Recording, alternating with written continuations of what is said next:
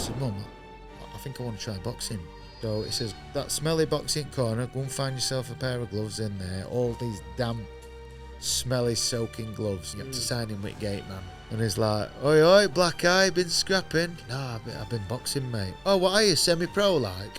When you say, if you said to someone, yeah, I'm a world champion in boxing, the last thing they expect is to see me in an Ive's t-shirt driving a work van covered in paint. I did nearly break down when I got to Vegas on that. I phoned my wife, obviously I've not told anyone, but it was too overwhelming. I've never been Vegas. I didn't realise how big and bright it was. Yeah. I was like, no, this is where you belong. You've earned this. Just going to say. You've earned the right to be here. You haven't been handpicked and selected here. You've earned it.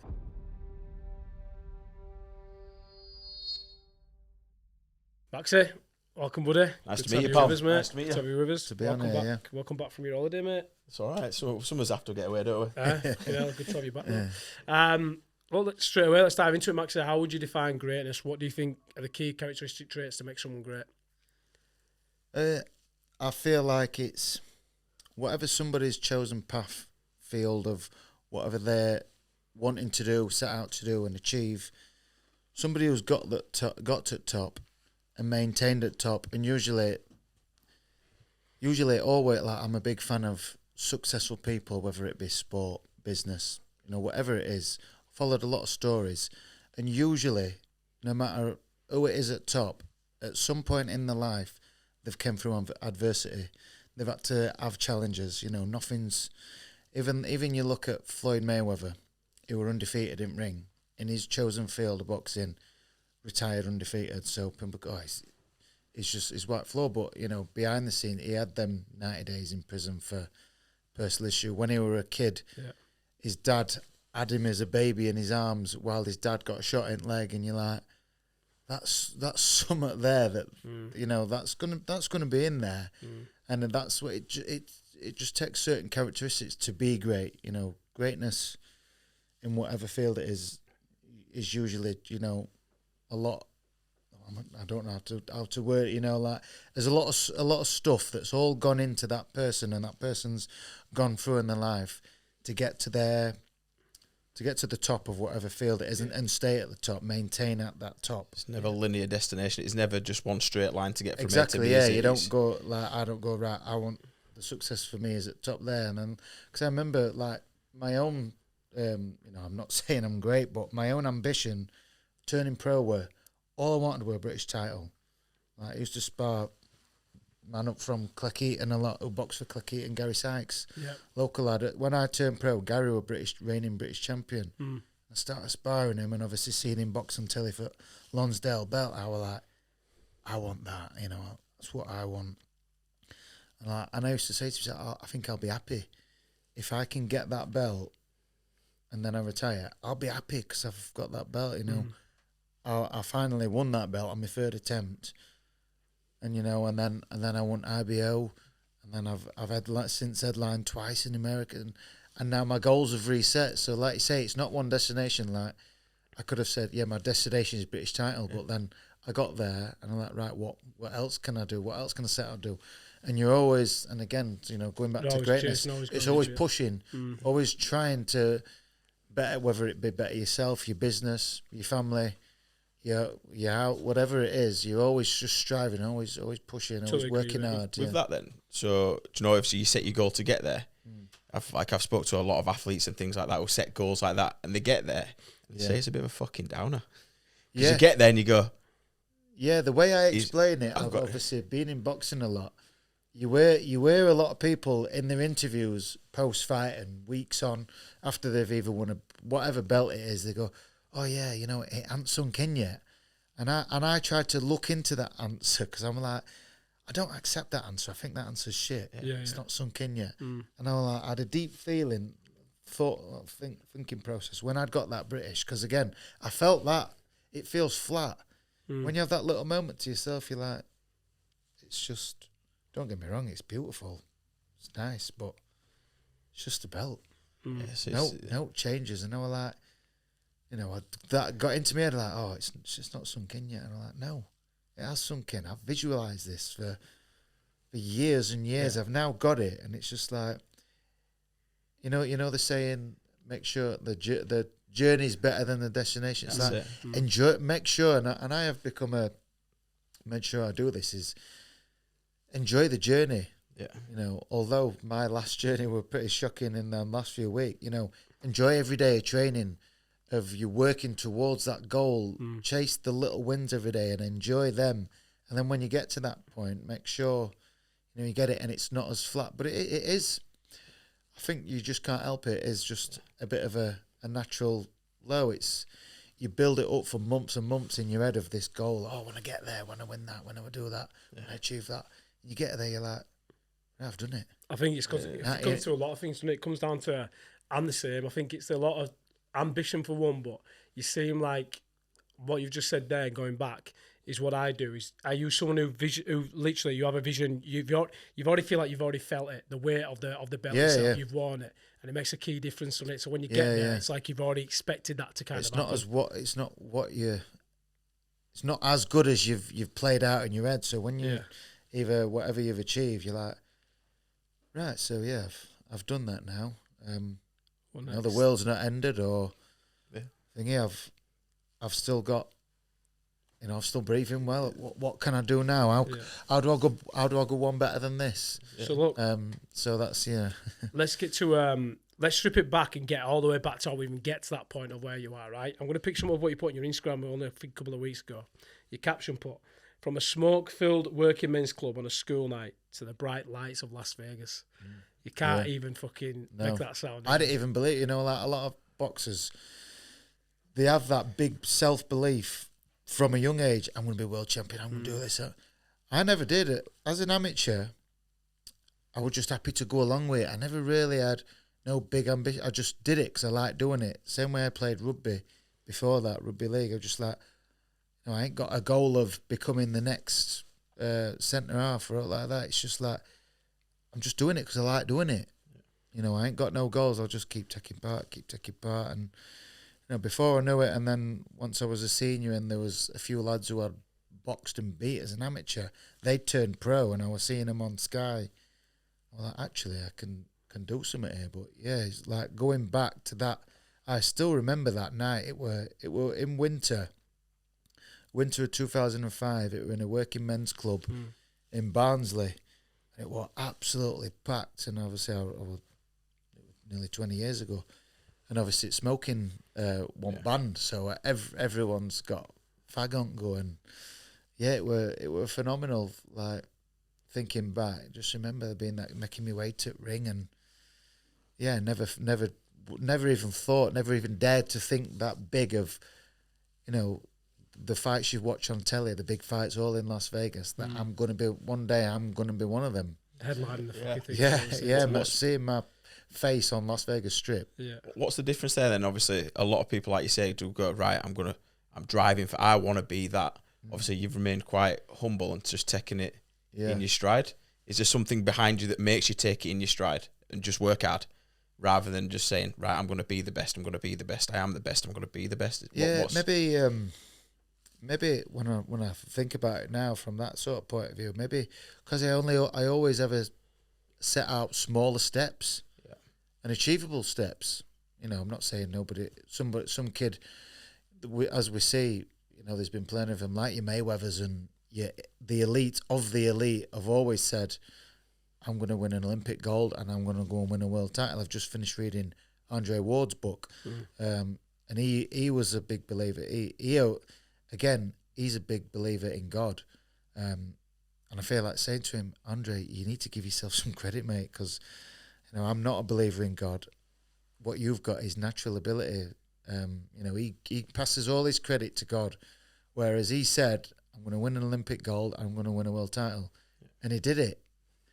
And he just says it's because God let me. And I'm like, no, you're good, mate. Yeah, you had a vision, you put it together. God didn't do that. You did that. Yeah. Give yourself some credit. You know, there is them people who do that, and they are the elite of the elite. But I guess for people like myself, maybe I'm a bit too humble, you know, but I guess the success behind my journey is I've always set little goals and got there, right, a little bit more. And before I know it, I'm taking steps up that ladder, and I've ended up there. Yeah. What were your influences around at that time? And so take us back to your childhood. So you brought up in Rossington. Do you have any brothers or sisters? Yeah, I've got a brother and a sister. Yeah, both younger. Like my brother's 6 years younger, right, and my sister's 7 years younger. Right. Got different dads. So at first I was I think for the first couple of years, my mum, we lived at my nana and granddad's house. Right. So I used to think I were a dog, and I named myself Toby the dog because my nana had 6 dogs. So I used to go out all the time with my nana and go running through the woods, and I had a good imagination. I used to think I were a dog called Toby. Yeah, I had a brilliant childhood. Yeah. So how did you discover your passion then for boxing during that younger period? Like, what were the first push into going to into boxing? Because obviously you said you played a lot of rugby, didn't you? Yeah, so I could say I started a little bit later. You know, some of your top fighters started as soon as the legal age to fight is, well, in UK it's 11. You're not allowed to fight till 11. Like, I'd not discovered boxing yet. At that age I was playing out on my BMX. You know, I was big into that from as young as I can remember. You know, my best mate, who I'm still best mates with today, Kib, we're just on bikes all the time, and he's always been into motocross, so I've always liked that, and we used to build jumps on push bike. My mum never let me have a motorbike, so it's just to watch him and just do best jumping on bikes. And then I was a teenager. I think I was 13. My other best mate, Cleggy, he'd started playing rugby league, and we had a local club in Doncaster. And another lad, Smithy, he played Front Village, and his dad won at coach. His dad were actually a professional. Mick Smith, who I still have a lot of time for today, were professional for Featherstone Rovers. So we were like a bit of an assistant coach, and he used to take us. So and we did a dabble in a bit at school, and Cleggy says, "Why don't you come and have a go, play rugby league? It's better than that we play at school, better than Union." Well, all right, yeah, I'll come and have a go. I was pretty fit because, good metabolism, being on bike all the time. Yeah. Pretty fit, and I was always fast. So, and I think they needed a winger or a fullback as well. So they're like, "We've got a kid here." So I went, and I had 2 seasons at that, and I loved it. Absolutely loved it. Again, didn't have no major ambition of I want to be playing for Rhinos, want to do this. I just turn up for training every week, turn up for a game every week, and I enjoyed it. And I did all right. Scored a few tries, and just had good camaraderie with lads. So what made you fall into boxing then? So with the rugby, were your family into boxing? Were anyone who influenced you into going into the gym, into starting boxing? No, there were never no. Nobody in family were boxers, or there weren't even a boxing gym in village. Massive village is Rosso. Yeah. No boxing gym, or not that I knew of anyway. No other fighters, no other boxers in gym. It was just something that I'd done 2 seasons at rugby league, and then we were in the pre-season training, and a gym that I ended up spending quite a few years training under there. There was an old guy, Pete Bell, who always did a lot with dons and youngsters rugby, grassroots rugby. He'd always help out because he had a lot of experience as nutrition in fitness and all that. But he was running the boxing gym. He was an ex-boxer himself. But he knew all local rugby coaches, and he invited the teams down. I think the teams might still go down there, actually, and do a bit of training. But pre-season, we went there once a week, just for different fitness, keep us interested, and different fitness and all that. And I just thought, I like this. Fancy a go at this. It's a solo sport, because a young kid, when you're playing rugby and you lose a game or someone misses a time, that was your fault, that. And possibly. I thought, we're just kids, I thought, I can have a go. It's a solo sport. There's no one to blame then, is there? And I remember at the time, my mum, she was working 2 jobs. I don't know how she got through this period of her life, but when she was on night, she used to catch an hour and a half sleep before she did night shift after finishing working day. I went in, woke her up, I said, "Mum, I think I want to try boxing." And at the time, she'll have been knackered. I woke her up, she said, "All right, yeah, we'll sort it tomorrow, yeah." And I'm like, "All right."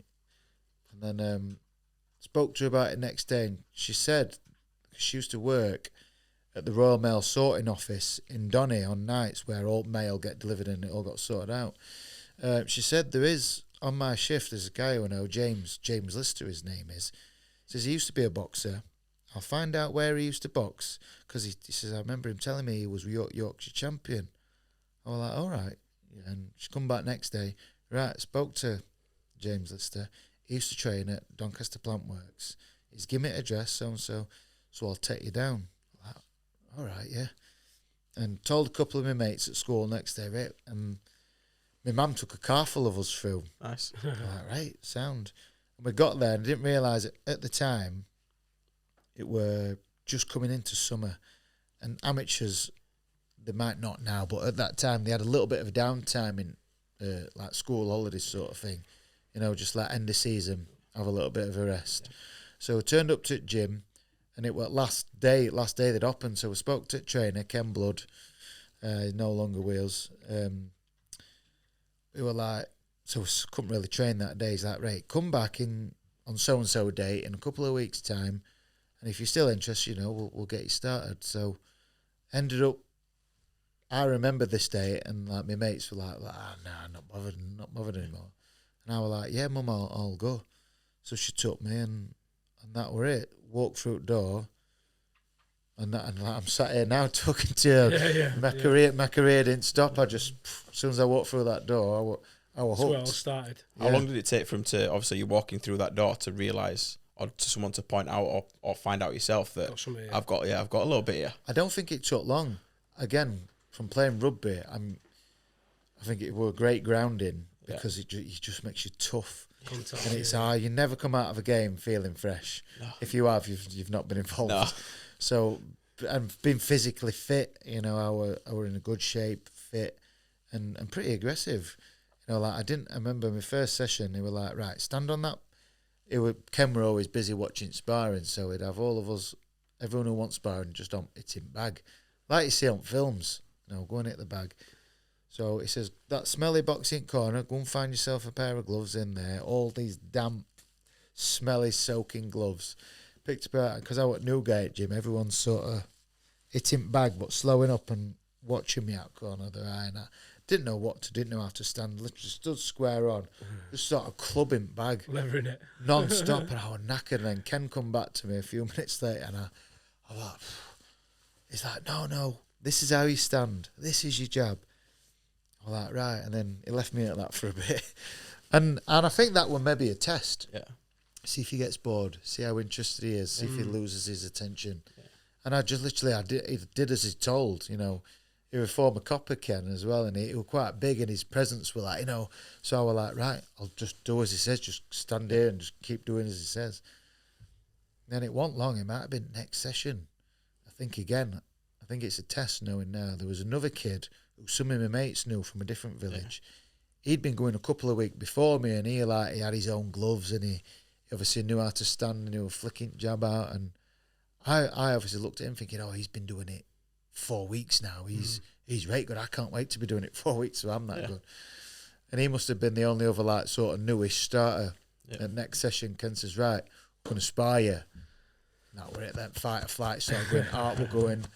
And I just remember it then, once Edgard on, I got it ring, and it was like, this is a blur now. And again, I think it was a test. Newcomers in gym, let's see if you've got the fight in you, or whether you run. Yeah. Unfortunately for me, I had that, whereas this kid, Brad, I think that was his last session. Because I remember getting told off by Kenny, all being a blur, the fight or flight kicked in, and I was chasing him round ring. I only knew how to use, I'm left-hander, so I only knew how to use that hand. Just chasing him round ring, trying to club him anywhere I could. And he's literally running. And he went, stop. This is not boxing. This is not what we do. Like I showed you, jab. And then, we started it, and that kid never came again. No. How old were you when you started in that gym? 15 when I started. So you started quite late, compared to a lot of them. 2 years rugby league, bang, turned 15, straight into gym. And this was so it must have been either June or July, I think it was, that I started. I think it was end of September, early October, that I got my first fight. So it got me moving pretty quick. And then every session then, I I think he'd seen that I'd got the patience to listen. I listened to every word he said. I had that fight in me and knew when it come down to it, I'd have a go. Yeah.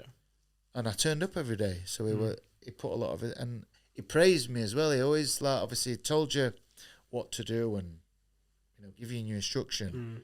But he always just give you a little bit of praise, which for me at that age, I were very, I don't want to like sound easily influenced, like thingy, like I had respect for him, and when he give me a bit of praise, I'm like kind of a mentor to you. Yeah. It's important, that, isn't it? I think I think it's important to have that circle around you of people who can give you that inspiration or give you that motivation to believe that you can be bigger and better than what you necessarily think you are. Yeah, so that definitely, and that's what kept me going every day. Yeah. And then obviously stepping up levels and sparring, and once I started fighting, you know, there's another coach there who are still very close to me now, Paul Harrison. He was the other coach. He's took it over now that Ken's passed away. But again, you know, these blokes, and they give up their life. Yeah, they don't get paid in this. Mm-hmm. And they change people's lives. They've changed my life for the better. Even if I never won any belts or I feel like I'm a better person just by having that amateur career, that discipline, and mentors in my life. And, you know, you remember, I'm seeing these people every day in my life. And then when we fight on weekends, I'm going away for full days and spending all this time with you. You know, that's the word I look for, influential. The influential people in your life. And at that time, you don't realise, it's only looking back, you go, you know, if it weren't for them and me being around them at that time. Trigger over events. Yeah, that's just helped me be the bloke and person that I am. And it's same, I think, with not just every successful professional who's been an amateur. Everyone who's just had an amateur career and stopped and been gym for... I think like the gyms up and all, not just gyms up and out, the gyms all over the world, because, you know, it's obviously global boxing. It's changes people's lives. How many amateur fights did you have? Do you know? 53 I had. 53, 118, yeah. So when did you stop being an amateur? How old would you be at the time? Oh, 20. So I had literally a 5-year career. And I think I listened to other kids. I'd crammed quite a lot into 5 years. I think that's because I didn't have a break. Once I'd committed and chose I was going to do this, I was full, you know, both feet in sort of thing.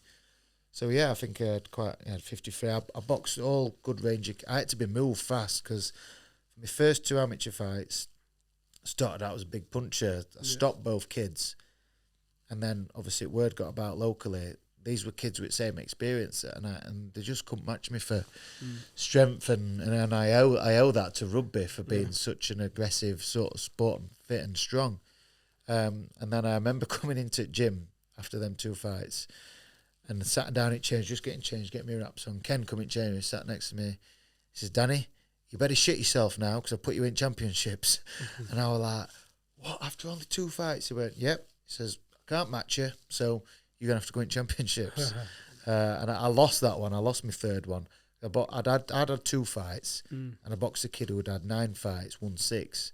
And he'd obviously been about longer, and he'd just got experience. And I just, you know, that learned me again from an early age. I was like, right, you know, I didn't get disheartened. Obviously, I was gutted I lost, but I'm like, right, I learned from that. Yeah, it's you know, good next time I'll be back. And I just got matched really hard from then on, because I were always good. Anyone who boxed who were similar in experience, they weren't good enough. I'd sort of elevated myself and always boxed at a good level amateur. Because you've proper, and we'll get to your story deep into where you are today, but when you look at someone like yourself, and, you know, you look at even like when we were discussing, we had like I said, we had George on the podcast, and you look at all these others, they've already had it set in regards to their story of a sense of, you know, do nationals, go traveling the world, potentially Olympics, all these things. Yeah.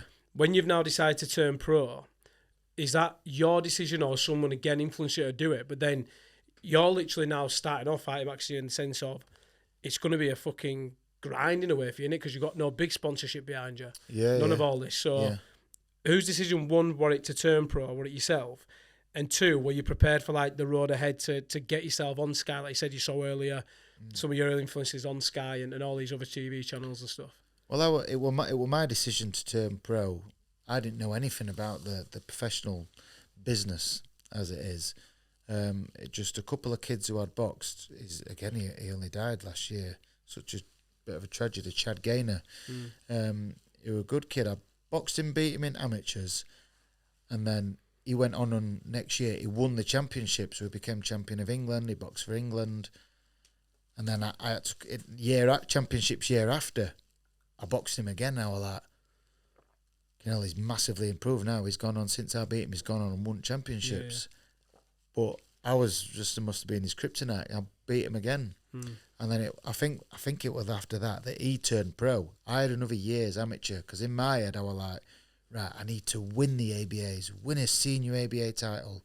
That's a big bargaining chip to turn pro. It tells all the managers and promoters about you. Are a top amateur. If you win, obviously the ABAs have been around years. You win a senior ABA title, you're known as a good amateur. Then you're like, look, this guy. Decent. He's won senior ABAs, so I was like, I'm just gonna win that senior ABAs, and then I've got a chip to go to these managers. I'll speak to Chad because Facebook had just started coming in then, and I was friends with him, so I was seeing him on pros in early doors, and then I were in championships, and I did end up getting it. I got to quarters. And I lost by one point, and I was adamant I'd got it. Bit of if your face fits in amateur. I come up against a lad who'd he's still. I think he's boxing for. Is he boxing for British now, or just become European champion? I think Liam Taylor from Manchester. Nice kid actually, but he beat me. He ended up getting to the final, but I was gutted. I thought, right, things are going to be a bit hard now turning pro. I ain't got that thingy, but I think I'm still going to turn pro. I'll go to that gym where Chad is, I can speak to him, his trainer, they were all right. But I just went totally naive, didn't know anything about the business and the professional boxing side of things or out. So I was so naive. Again, didn't turn pro with any ambitions because I didn't know what to expect. Yeah, I used to just watch the massive fights on a Saturday night, like Ricky Attons and the big headliners and all that. Because I'd heard that obviously Ricky and them guys all either Olympians or top amateurs, and I was like, well, that's just never going to be me because I couldn't even win an ABA senior title, so I'm never going to be up there. But there's a road into turning pro and doing all right and earning a bit of money. I'll be happy doing that. So how old were you then when you went to turn pro? How old were you been? 20. 20. So were you working 15 to 20 amateur 5 year and then. Started out at because you're 20. plasterer, right? Is that right? By I trade, was a painter, painter decorator. So were you painting at the time? You're 20. Yeah. So how much roughly? How much are you expecting? How much would you get paid going pro, like in that kind of level? Well, when you first come into it? I just didn't know. I thought when you sign the contract you get paid and start getting paid. Yeah. Obviously, quickly to learn you don't get nothing. Yeah. And like in my first 2 years, which is my first contract to sign, I had a 2-year manager contract with Chris Aston, Tyrone Nurse's dad. He'd been around. He was, at the time he was managing Chad, who I joined gyms with. So he work out of Huddersfield, does he? Huddersfield, Gym, doesn't he? Yeah. Jimmy First and all. He's been around years as Chris. Yeah. Looked after loads, and he was looking after Gary Sykes, who was British champion at the time. So I was like, right, this is good. He's got Chad, who I know. He's got Tyrone Nurse, who I started sparring, and Tyrone were doing all right. Gary Sykes. And then it says, I think my first 2 years I got paid for a 4-rounder, 700 quid. And out of that, 10% to trainer, 10% to manager. So 140 quid. I got what were left. So I thought, right, well, I'm still going to have to work with this.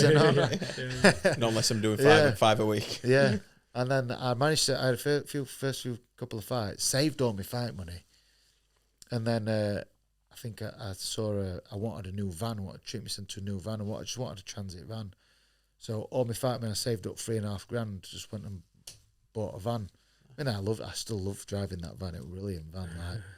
And that was my first 2 years earning £700 a fight. So when you go into these jobs and you're doing the painter decorator job, you still got the dream in your head of always thinking about keep pushing, keep ticking the boxes, trying to push it to get yourself in that position. Like you said, you looked up to Gary Sykes at the time, didn't you? Yeah, and in my mind, I was like, right, after these first 2 years, I'll have had a couple of fights and I'll be up there.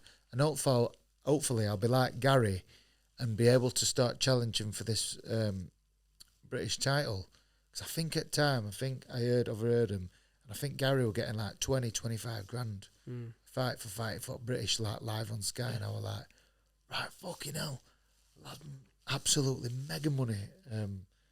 After 2 years, so again, that was the carrot. That were like that was my goal. Like, right, if I just keep chasing that, and that's what kept me going. So I were at work on building sites every day, but just go at gym on a night. Occasionally, I'd get up really early and go for a run.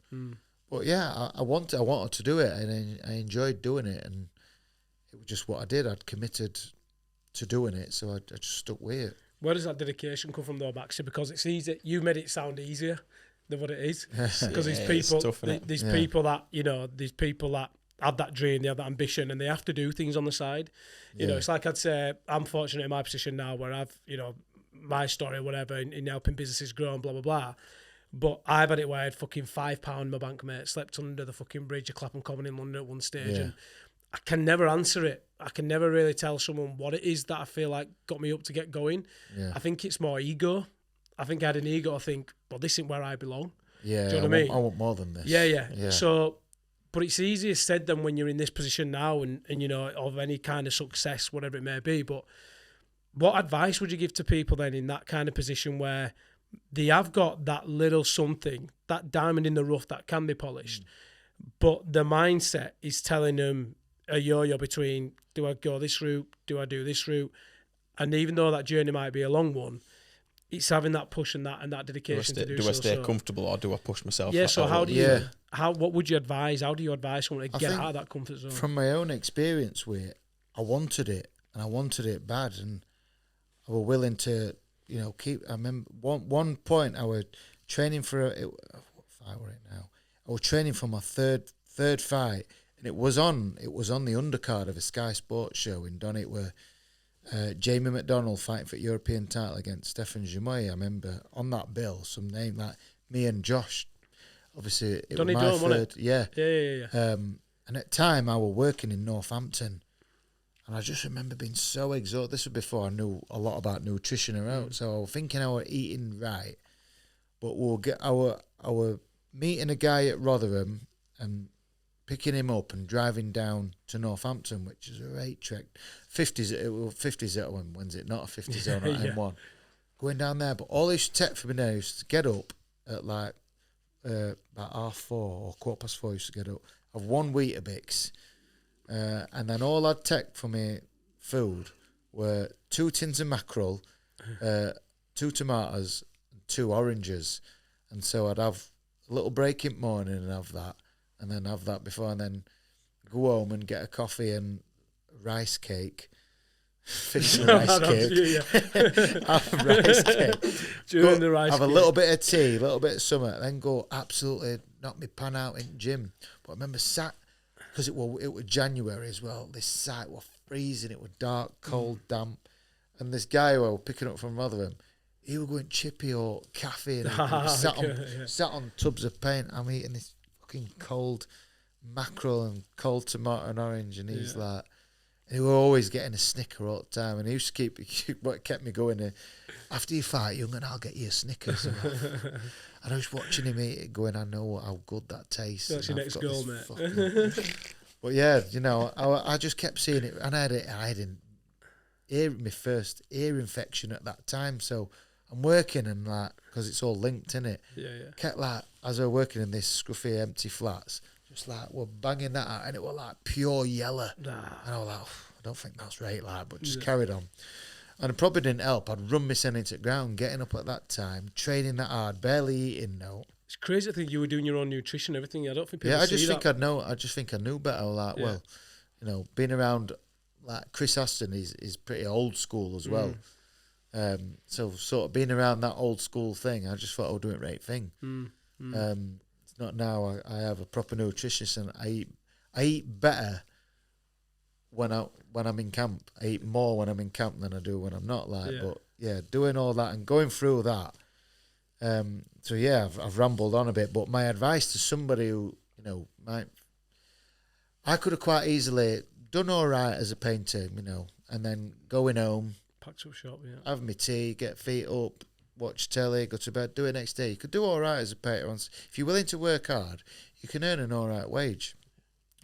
But I had that, and then I was like, no, I want more, you know. Again, so my advice, if you want to do something, you've got to question yourself, how hard are you willing to work? What are you willing to put yourself through? How, you know, them conditions like now, I think about that. Eating that and working in them shit conditions with an ear infection. And so I remember that it slowly got worse. I remember it got me on a Friday. It wouldn't get me so I could have a day off work. It got Friday night, went to bed. Woke up at like 3 more. Oh, my ear were absolutely killer. Tried to sleep it off. I took my son, got to A&E at 4:30, and it were empty. I thought, I'll be straight in and out of here. There's no one in here. But with nobody there. There were no doctors. I had to sit there while 7 before I got me antibiotics and that. But again, I went through all that, you know, because I wanted to do it. I wanted, you know, I'd got me small ambition of, winning a British title, and I was willing to carry on working hard and then going to the gym after work and enjoying all that. And, you know, thinking back to how hungry I used to be and tired, but I had the goal, I had the ambition. So if you want something bad enough, you know, really bad enough, you will work hard at it, and you will go and do it. It's like somebody who wants to lose weight. Oh, I really want to lose weight. All right, so, you know, it's simple. Put yourself in a calorie deficit. Don't eat junk. Go and exercise and make sure you burn off more calories. So how simple does that sound? So simple, people don't believe it. No. So they want to lose weight, but they're not willing to do. That's it. They're not willing to stick to the diet and stick to the exercise. So they don't want it enough. Yeah. Look at the stories of people who have been big and have lost the weight. What have they done? They've put themselves through that, and they've done it. You know, you write it down. That's what you need to do to get there. You're looking at one of us here. Yeah, seriously, you look at. I'll show you after. Yeah. Like, it's as simple as that, though. Yeah, and if you like, because it is. Don't get me wrong. There's obviously been times in my go for a run tonight. I'll say it. I used to say it at work. Yeah, I'm gonna smash out a run tonight. Yeah. Getting from work, especially in winter. Have your tea and you like sit down and set it off. Do it in half an hour. And then that half an hour comes and you feel even more groggy. Oh, no. Yeah, another half an hour. Yeah, and then before you know it, you're like, get him off to bed. Do it tomorrow or whatever. And you're like, you miss your chance. Yeah. You know, you're not going to get that time back then. No. And that's how we, don't get me wrong, I understand, especially for people, you know, with kids as well. But at the same time, I always, you know, it's, people probably get bored of it, but with Arnold Schwarzenegger, when he says, you have 24 hours in a day. Just going to say that. You need a minimum of 6 hours sleep. Still, you know, you break it down, there is always time. Just that little bit, like for exercise, you need 10 to 20 minutes. That's all you need. Yeah. If you can't find that in the day. So you know that anyway. You don't have to. Absolutely, you don't have to get in your car, drive 20 minutes to gym, do something, and then drive back. Yeah. You can do something as simple. Just do it at home. You could do it there. Yeah. All I've used over the last, when Nico got me into my fitness again, when I had my 2 little ones, so I've got a 5-year-old and a 2-year-old should be in July. Mine is exactly the same age. Yeah, so, and it's like, you know, and I've always been driven anyway. I mean, you knew me before I even started my own business to do on the market. I've always been driven in that sense. But then I use that same passion and drive to, when I lost my weight, I've lost over 100 kilo. Yeah. Oh, mate, I was 117. Oh, yeah. I'm 85 now, so I've lost over 15 kilo now. And literally, all I've used is a fucking, my dining room chair, and 2 10 kg dumbbells. That's it. Yeah, and I do the odd 5k. I do the 5k run now. Now I've got into it. Well, you've lost the weight though, but you're successful in your other business. Yeah, it all links in though. I think successful people, they're just, if they're finding it hard to do it, they can just go, right, what made me successful at that? Yeah. Apply that same logic to that. Exactly. And it'll do it. And I think you're right. It's in there. Yeah. It's in there, isn't it? And this is why I just want to touch on that, sorry, Nick, quickly, right? Because what you've just said is, even, and this is for every listener and every watcher here, is it's all right mentioning and can use an example of weight loss, etc. But the reality is, just business alone, you know, and I graft for hours, and I get messaging in my DMs now as my name's got bigger in the space. They'll go, oh, but you're not seeing your kids. I'm like, No, but I fucking do see my kids. Yeah, I manage my time where I'll pick the kids up at 4. I'll see them. Brock will go to bed at 7:30. I'll spend 7:30 till 10:30 at night with the missus. And 10:30 till 12:30, I'm on that fucking laptop like I want the daytime. Dedicate getting it fucking working. I've started doing this. I've started my own YouTube channel, Maxi Hughes on YouTube. It is good, give it a little caption right at the bottom. It's hard at first, like, because unless you do something so controversial, like some people can just boom blow up overnight. Fair play to them, but all that it takes work. Yeah, the reality is it's not always going to blow up overnight. No, you've got to keep chipping away at it. Like the bit that tests you is when, like, for instance, I might have an idea of a video. Oh, this is going to do well. I'm so excited for this. I stayed up all night editing it, getting it ready, post it, and it might flop. Yeah, might go, oh, it's not as good as I thought, or people aren't interested in it.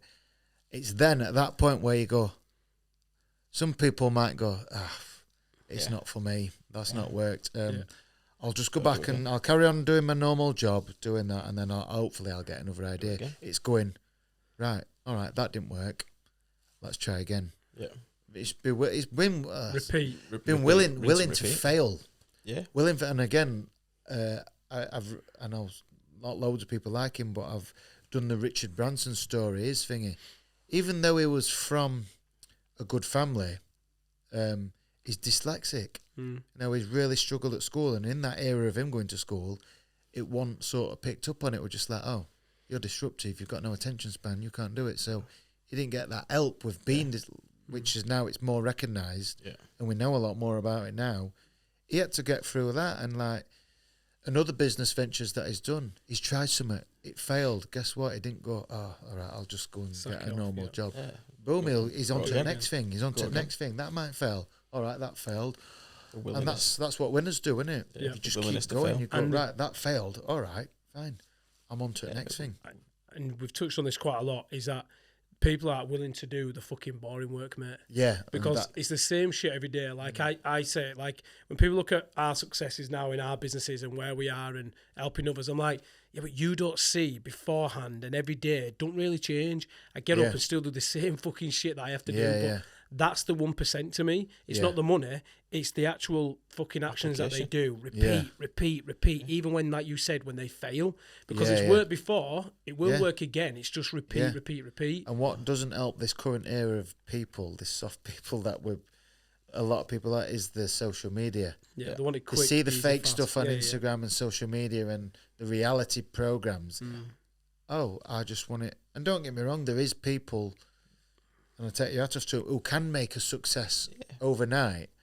Like, have you seen the guy Francis on Instagram who loves trains? Yeah, I've seen that. Yeah, it's brilliant. I've seen that. People say it's an overnight success. Go, all right. It's been let's look. How long has he been taking himself to train stations? It's only recently that obviously cameras have got better that he's able to record himself, put it out there. He's been.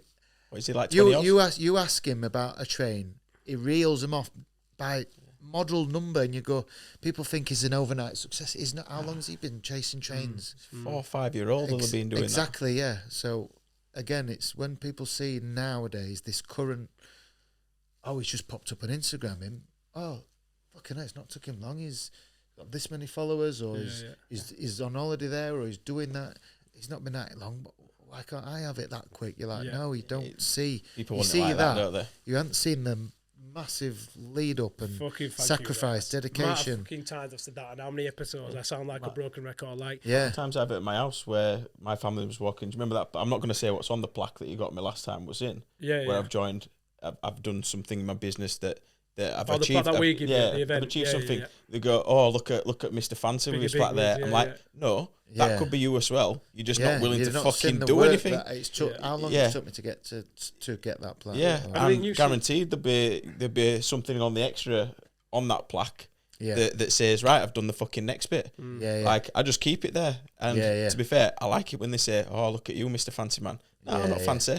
I just do this shit. You don't see the stress, the anxiety, the imposter syndrome every day that we're facing to keep maintaining. It's what I want to get onto that as well. Like, when you spoke about going painting, decorating, driving, eating, like, I've worked in part-time and full-time rugby league. Part-time's probably the hardest. Yeah. Where blokes are battering himself week in, week out. And still on a roof fucking Monday. Yeah.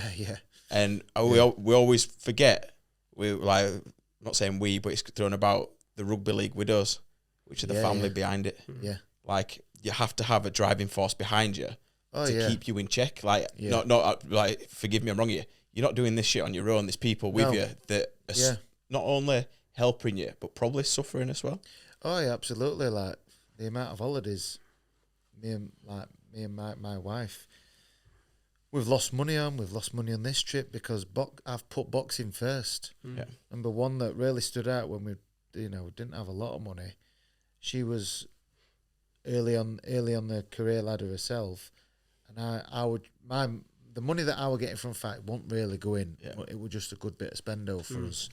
So my bread and butter when we painting and decorating. But we booked in January a trip to Rome years ago. I think it was 2016. And we're right looking forward to it. Oh, good Colosseum. Planned us journey, right looking forward to it. And then I gets an offer just before Christmas, British title eliminator in Belfast. I think first weekend in February. I was like, I'm a step closer here. Yeah. Step closer to dream. My goal and ambition. She's like, yeah, but we're going Rome. I said, let's cancel it. And she tried to get her sister to see if she could, so the trip wasn't wasted. Yeah. But her sister couldn't get off time off work, and then she was like, do I go down a list of my mates and all that? And she went, and she couldn't be arsed with it. So we lost that money. Yeah. Wasn't loads of money, but still it's money lost. And a planned time, and obviously we were both excited for it. And, I put that down to my successes, having a good woman behind me, a strong woman. I agree, and a good, stable family life. I know not everybody has it, and some people might not need it. You get them business people, whoever they are, successful people who like it alone. Yeah. I want to be alone, and fair play to them. But my success is by having good family and a good, stable home life around me. And I think without that, I couldn't be where I am if I didn't have that. Not all heroes wear capes. My missus is the same. Yeah. Something similar happened to me. We got to Wembley last year. Yeah. And it fell on our honeymoon. Oh yeah, and you were just like, I actually went on. I missed going out on Wembley. Yeah, because obviously she's been there years in the background. Yeah, she gave up everything for me to start my business, to work in rugby. I were away 4 nights a week. Been flying to Toulouse. I've been going away to London. I've been doing this, and she's gone, you fucking dare cancel that. I thought, one thing. Yeah. But it's sacrifice, don't it? Like, obviously, I'll never get a chance to work at Wembley. Yeah. Probably again, because I'm out of rugby now. But the stuff that she sacrificed for me. Yeah. Which has got you to where you are now. Yeah, that one thing. I think I can let one thing slide. We all sound the same. We'll turn to a soppy podcast because I get to tell my life. Watch out, 10 years in, it's the people behind her. Like, I'll obviously, I don't know if you can say it, I wouldn't be where I'm now without my missus. That's the same as me, mate. Behind me. Yeah. I couldn't have done it alone. People don't recognise that. Same with my mum as well. I think now I realise what sort of life my mum had to do as a single parent. Mental resilience and physical resilience, what she had to go through. I've seen that. At the time, didn't realise what she had to go. Selfish as a kid, you don't sort of understand it. But now I realise how resilient, and I think she's passed that on to me. I was going to say, I would ask me coming back from losses and having to know I need to start down here, taking fights for no money just to get a fight. It's like, that resilience has probably come from my mum as well. Perfect. So fast forward, let's go back into the boxing story here. So I want to fast forward to that, like I said earlier off camera, I want to get into this, the Liam Walsh fight, right? So when you had that loss against Liam Walsh, you've had straight after that, and obviously I followed your journey as well with some of these fights, is something seemed to, like I said to you off camera, something seemed to click. Yeah. Can you put your finger on what that would have been? I mean, starting from that Liam Walsh fight and having that loss, and then the fight shot thereafter, it's like something just changed, Maxi, with you, didn't it? Yeah, so I'd been, I forget how many fights, what fight it was with Liam Walsh, but I knew it were a tough fight with Liam. We were confident, we trained well, and went in there to win. It didn't go our way. And Liam don't get enough credit for how good he was. Yeah, I agree. He's one of the best I've fought. You know, his only loss was to Tank Davis, which doesn't look a bad loss at all, does it? So yeah, I remember that car journey up. There were Sean in front till we got out of London, and she were asleep in front. Josh drove, and there were me and Reese in back. I'd just been devastated, thinking, I think that, you know, I might be done.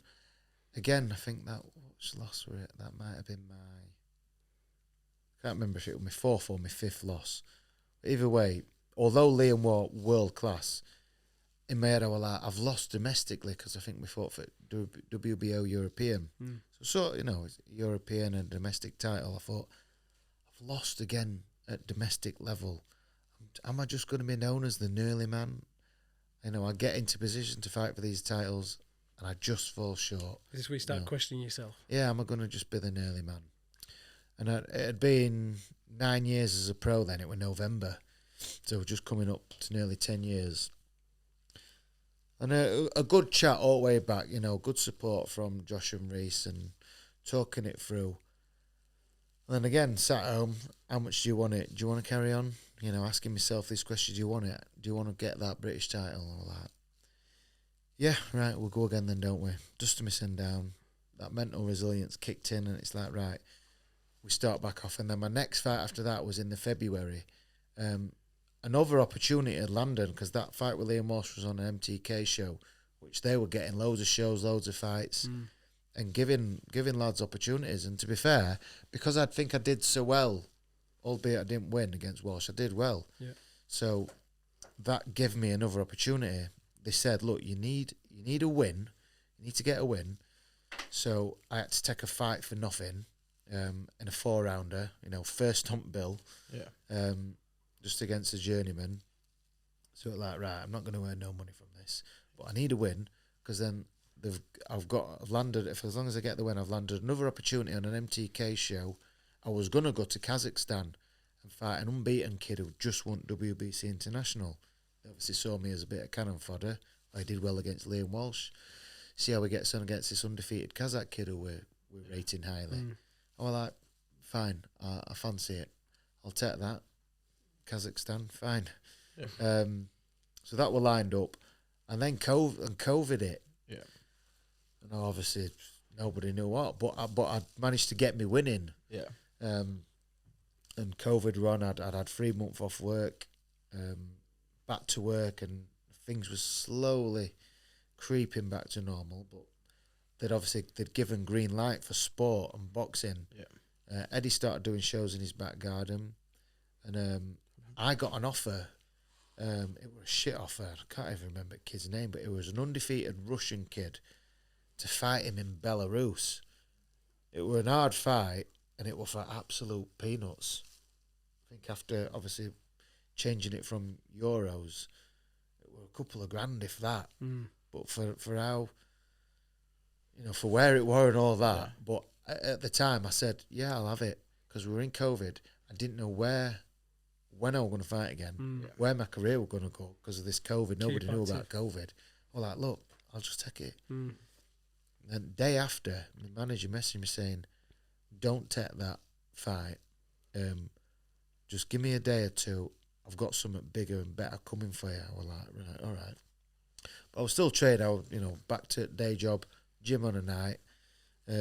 Because boxing we're allowed to get at gym, which obviously helped to socialise with lads in gym. 2 days later, he says, right, MTK show behind closed doors in where we're at Southampton, you know, at Production Park Studios, where all singers and all that go. Oh yeah. Do the sound testing. Yeah, They're doing it there. So I'm like, right, it's not even far from home. Against Jon O Caroll, good money, 10-round non-title fight, but Caroll had just coming off beat his career best win against Scott Quigg. They saw me as a keep busy fight while he gets his world title fight, and I was like, we're going to fucking win this. And then then I get pushed then. And then, yeah, getting that win there, it just like, in my mind, it were like that mental relief. There you go. There's that win against a, you know, big domestic name. You're not the Nly Man. Although there were no belt or out online, it was just that mental win that I needed to tell myself, just to there you ignite go, the fire. you've done it. you've got to a big domestic fight and you've won it. You're not going to be the Nly Man. So that were all I needed, and it like clicked. Whatever it was, the 10 years experience that I'd gained previous fighting all the top domestic guys, and then this fight with this undefeated Kazakh, he'd not fought. Oh no, he'd fought. He defended that belt around similar time.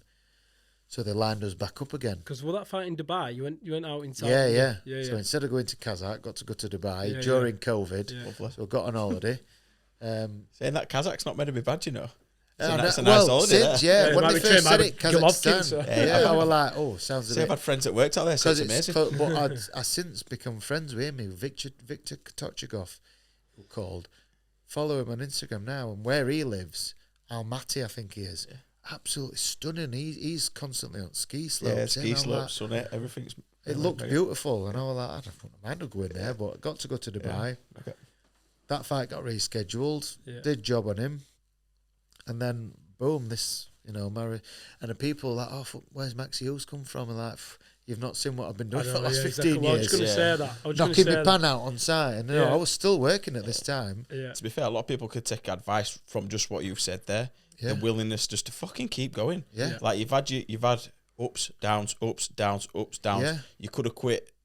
From most people listening, like if I was, not saying if I was in that position, but loads of boxers, professional athletes would have stopped at least halfway through what you've done. Yeah. The hardest thing is what I love about it is like being a boxing fan, like you didn't get the opportunity given to you. No, I've done everything the hard way. You've had to fucking I've never had loads of backing off the major promoters. No, you haven't.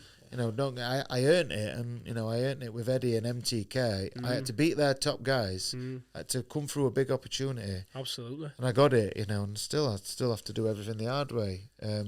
Would you prefer? I know it sounds crazy, but would you prefer it the hard way? Every now and again, I'd like a bit of help. Oh yeah, I get that. Times rough, but yeah, it tastes sweet. I'm always writ off. Yeah. Always the underdog. Yeah, you are. Yeah. I think now, I think I worked it out before that last fight. Now I might have had like 18 championship fights, and I think I've been favourite in like 3 of them. But have you gone in think with underdog mentality or winner's mentality? There's a difference. Obviously, I believe I'm going to win. Early on, I can talk about early on in a few of my early ones. I never believed in myself enough. Used to be beat before I got to the ring. That's why I think so much. Whereas now, not just being more mature in terms of my boxing career, more mature in life, more life experience, more boxing experience, more adversity that I've come through, and it's not damaged you forever. It's all helped me into this person I am now, this a lot more mentally strong that I am, and I never go into a fight not believing 100% I'll win. Even that last fight I had, after getting deported and nearly arrested, all that, still were like, I'm getting to Vegas because I'm doing job on this kid. This don't matter what's happening to me now. Jet lag, not going to get me because I'm still going to go in there and beat this kid. Just before we get to the bright lights of Vegas, mate. So your moment came in 2021, right, in Headley Stadium. Stadium, that is. Big moment for you. And you won every fucking round, didn't you? Yeah, every round. Every single round, mate. Yeah. And I watched that fight, and Joshua headlining that with the first one against... second rematch with Lara. Yeah, rematch, wasn't it? It only went head injury, wasn't it? One or two first rounds, round, wasn't it? Yeah. And you won it, mate. You won your big moment, the IBO world title. So when you're boxing his head off and when you're winning all these rounds, is there a moment where you can't, obviously you can't switch off, but were there stage in that fight where you thought, fucking hell, shit, like, it's going better than I expected? Because, you get to that stage of your world title fight and it can go a different kind of way. Yeah, so this particular kid, again, I want to say, for anyone watching, like, there's a thing that people say, UK fighters can't deal with Mexican fighters, where I had my opportunity again. Obviously, I lost to a Mexican 2 weeks ago, but, he was phenomenal. But this Mexican who I fought, equally as dangerous, and I won't say I won every round, so I can deal with Mexicans. I just didn't deal with that other one last week. And you sent me a voice note on Instagram when we were setting this podcast up just before you had that fight with previous Mexican. You go, don't worry, I've dealt with these fucking Mexicans before. Yeah, I mean, this particular Mexican, again, gentleman to speak to, Giovan Straon, he come over on 2 weeks' notice to fight James Tennyson, another good friend of mine who helped me out actually in Belfast. Massive puncher. He is, one of the hardest I've ever been in. I've never fought him, but I've sparred him, and he's just such a big puncher. And he got his opportunity to fight for this IBO world title, and Straon come over on 2 weeks' notice and just demolished James, in a round. And everyone like, Jesus, who is this Mexican? He's dangerous. And I'd just won British, finally achieved my dream. So then obviously Eddie's took note. I've worked with Eddie a few times, so he's obviously followed my career. And then my next thing is, Maxi, you've done well on your, recent run of form. You won British. Here you go, here's an opportunity. Fight that Mexican who no one wants to fight. And I was like, right, fine. It's great money. I'm still working at this point, so like it's my opportunity. It was the first one as well. I just had the 3 fights behind closed doors because of COVID, and it were September 2021. Crowds are back in, heading the stadium. We're like, how many were there?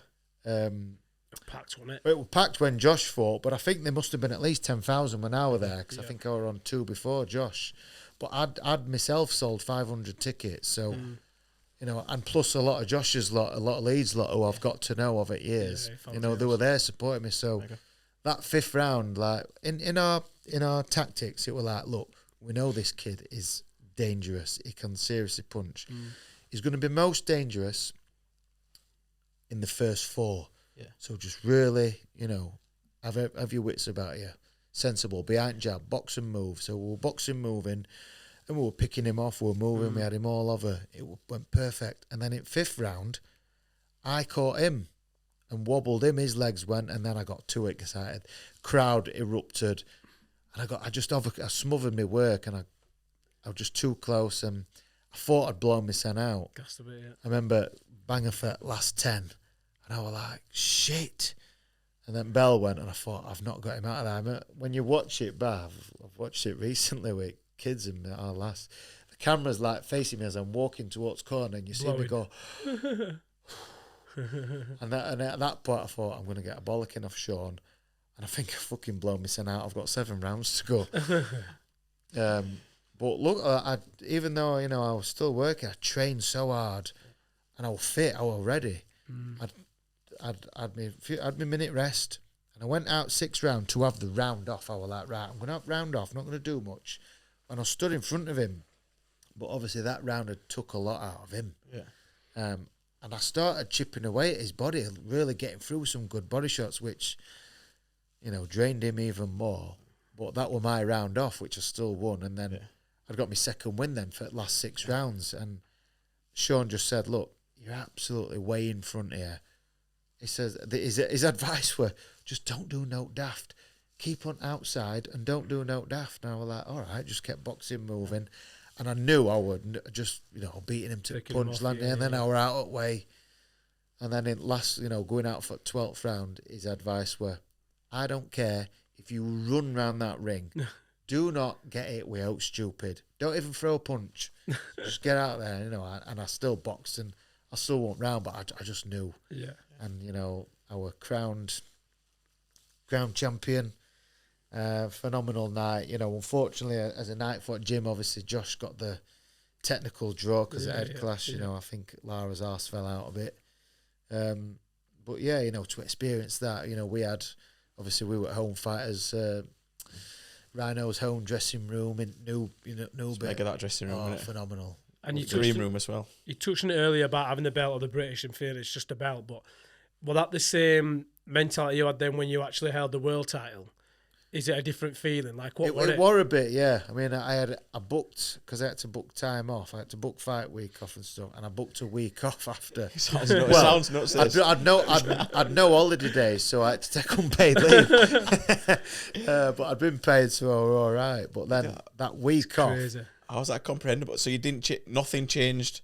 So you're going for a world title fight. I took a bit of time off before to get them final preparations in, but yeah, worked right up. HR watching. There's a video I've got on my Instagram, because when he was the champion, so in the ring it was his belt. They present me with his belt. Yeah. I get to be presented with a belt. I took it back to my changing room. I had some photos, and then you usually give it him back. Like I went personally and I gave it, I put it in his hand, shook his hand, showed me respect. Nice. So you give the belt back. That's because that's his belt, and then I have to wait 2 weeks, and they met you a brand new belt. Thought they'd have it ready, wouldn't you? Yeah. So I remember being at work. Our lass rung me because she was working from home. Says you've got to deliver it, and it's proper heavy because it comes in like a suit. I should have brought it in. Case. Comes in a little suitcase, and it is heavy, like. And I went, I think it's belt. I went, open it. I'm on FaceTime. Oh, fucking hell, that's belt. I was like, shit, I've got fucking a couple hours left at work yet. And that's crazy. Let's touch on that. So this is the mad thing. So, like I said, we said it off camera. I saw the video on Twitter, and you put something like at Eddie Hearn or at Matt's room. Something needs to change. Oh, I said, get me another fight. Yeah, quick. Get me another fight. I remember, site. So I'd still got like a bit of a black eye under here. Yeah, and you're back on a building site. The week off, back on site, still got a bit of a bruise here. And on this site that I were on that first day back, there were like a gatehouse before you get into the site, and you have to sign in with gate man. And he's like, oi, black eye, been scrapping. And I'm like, he'd not seen the fight. Yeah, obviously. So I was like, no, I've been boxing, mate. And I suppose if he don't follow boxing, he's within his rights to say, because he said, oh, what are you, semi-pro like? And at that point, I'm like, I couldn't be asked to explain it because he won't get it because he's pulled your belt. He's not seen it, has he? And he's seen me in a work van. Yeah. I just went, no, yeah, mate, yeah. Sign us in. I drove on. I can't be asked explaining it because. Like for him, if you said to someone, yeah, I'm a world champion in boxing, the last thing they expect is to see me in an Ive's t-shirt driving a work van covered in paint. They're going to go, fucking world champion. So what are you thinking on that day when you're getting into the site, when you're driving in? Because, I mean, look, we're a bit people don't see it. This is what I want you to touch on. So this is why I love this story, is that people, who are even just maybe, even people who are into boxing, like, I'm into boxing quite a lot more than just your couch, viewers. Yeah. But even I was just amazed watching that and thinking, fucking hell, give this guy a break. Like, I can't believe he's gone back on. Well, that I knew I were all right. I suppose I could have packed him because. Did you have a deal waiting for you? Yeah, before that fight, I had to sign the contract. I had to sign into the contract. So I got paid very well for that, for the Straon fight, for the title.